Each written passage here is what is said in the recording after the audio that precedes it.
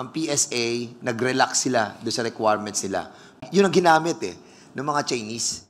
They possess fraudulent documents pertaining, saying that they are all Filipinos. Pwede na ho ba makabuo ng isang munisipyo o lungsod sa laki ng mga property na pinag-uusapan po natin? Salamat po.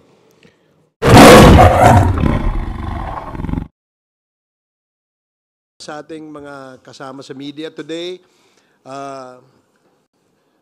the Quadcom will turn over documents pertaining to the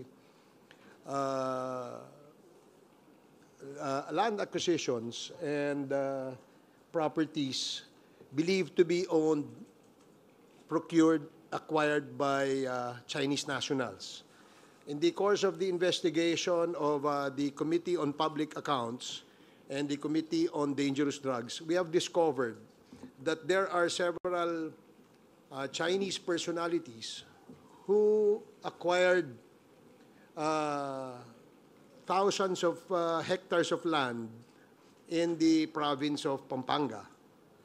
And this was the result, these documents are the findings of the Committee on Public Accounts and the Committee on Dangerous Drugs, where corporations majority owned by Chinese, ang na-discover natin that acquired these properties. And now we will, the part of the recommendation of the committee, the Quad Committee, is to turn over these documents to the Office of the Solicitor General in order to conduct their own investigation for possible, for future proceedings for these properties. Malaki ho ang na-discover dito sa laki ng lupang nabili ng mga Chinese nationals, no? Na alam naman po natin that the Constitution prohibits foreign nationals from acquiring 100% ownership ng ating mga lupa at ng mga pagtatayo ng mga korporasyon. So today, as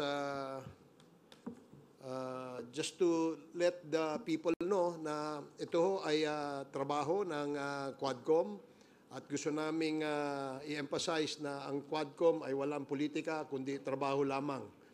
And that's why we're privileged to have with us today our representatives from the Office of the Solicitor General, Attorney Hermes Ocampo, the Assistant Solicitor General, Attorney Gilbert Medrano, the Assistant Solicitor General, Attorney Neil Lorenzo, the Senior State Prosecutor. So, welcome and thank you for joining us here in this turnover of petition for civil forfeiture sa Office of the Solicitor General.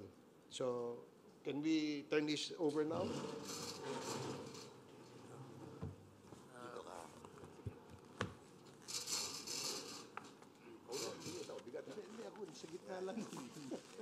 Can you...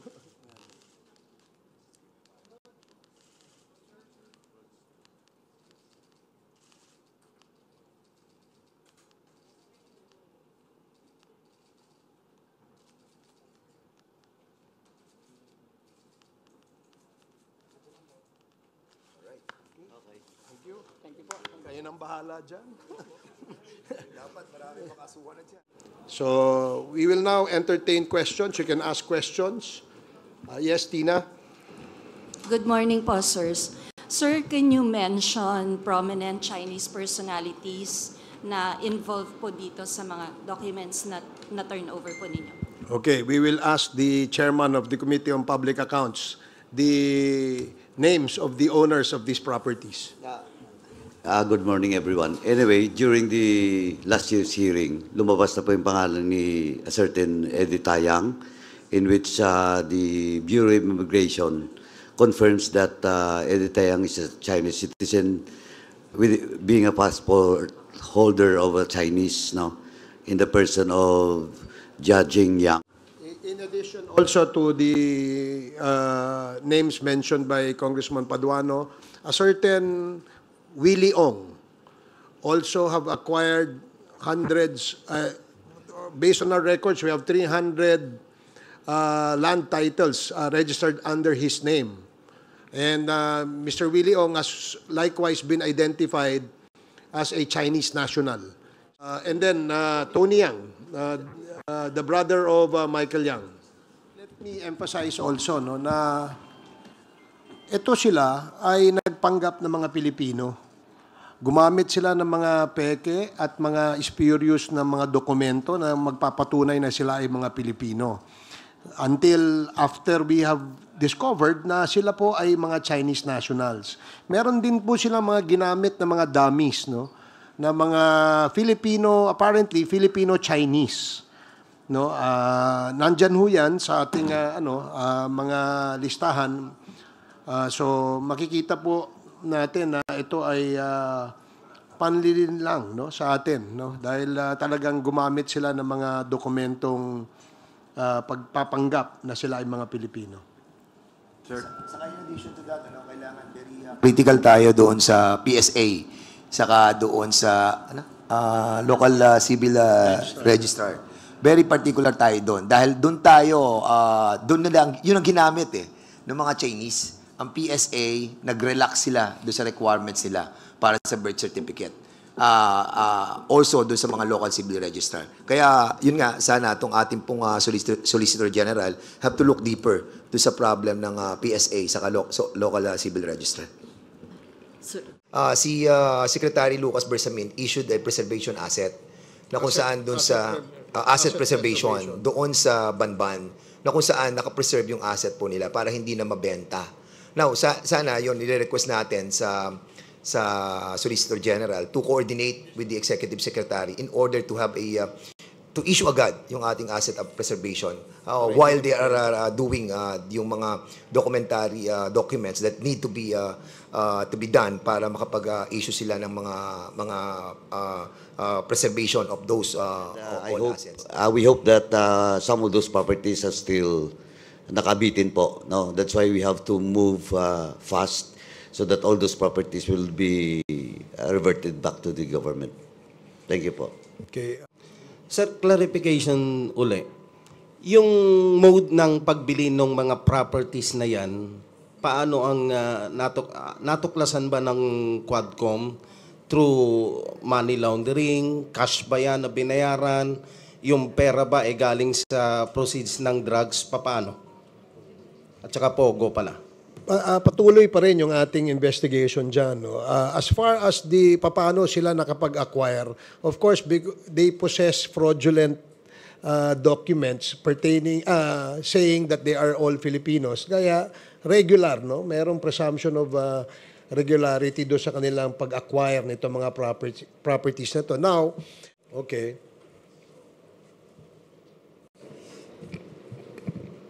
Sir, sorry. Kung tanong ko lang, ano po ba yung pananagutan ng PSA, lapses, dahil nga nabibigyan kaagad ng mga birth certificate po itong mga banyaga? Thank you. Well, dun sa pag-acquire nila ng property bilang foreigner, nasa constitution po yan. So, hindi na po siguro kailangan gumawa ng batas because there was a clear violation of the provision of the constitution. Pero doon sa PSA, yan po ang aming pinag-aaralan sa ngayon. No? Kailangan maging mahigpit yung requirements para bago sila mag-issue ng certificate of live birth. Lalong-lalo na doon sa mga nag-a-apply under the policy of late registration. Kasi karamihan dito sa mga Chinese na ito ay late registration. So, doon pa lang dapat magtaka nga tayo 18, Alice Go, for example, 19 years old na siya nung nag-apply siya for Filipino citizenship. Sabi niya, late registration dahil daw lumaki siya sa farm, hindi na asikaso nung kanyang mga magulang, no? Yung pagre-rehistro sa kanya. Kaya nga, isa yan sa tinitingnan nitong Quadcom. Kasama dyan, yung ating local civil registrar. Kasi ang endorsement nanggagaling sa kanila bago yan umakyat doon sa PSA. So, tinitingnan din natin in these two agencies kung ano ang pwede nating gawin na mga batas, no? O panukalang batas para higpitan natin yung pag-implement nila ng mga pulisiyang ito. To add, no, actually yung problema lagi dyan, yung defense ng ng PSA, first, binabalik nila doon sa LCR because they're just receiving the documents coming from the local civil registry. Now, ang second na defense lagi nila is ministerial daw yung role nila. That's why during the hearing of public accounts, nilaw po natin na dapat we have to do something about it. We have to legislate laws that will make sure na hindi na po lulusot itong mga kasong ganito.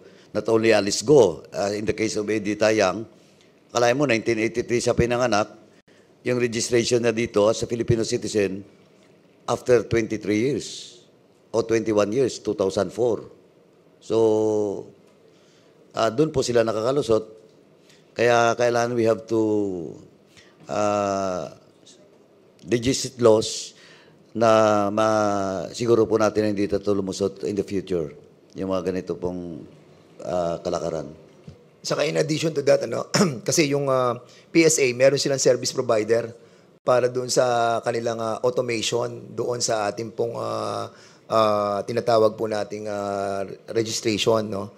At ang service provider nila for so many years, no? I think 10 taon na yung service provider na yon. And they spend like, I think, if I'm not mistaken, during the investigation namin, wala pa sa Quadcom to. If I am right, kung hindi sa dangerous drugs, sa public accounts, na-mention doon yung contract. Ang contract na inabot ng PSA, no, doon sa service provider nila, almost, I think, if I'm not mistaken, 5 billion. So, kung meron tayong ganong klase ng kontrata, no, doon sa PSA, being owned by a private corporation, not owned by the government, at stake yung ating tinatawag na mga profile ng bawat Pilipino na dumadaan sa kanila. And I think the Solicitor General have to check on this as well. Yung contract ng PSA doon sa Unisys. Unisys ang kontrata nila eh.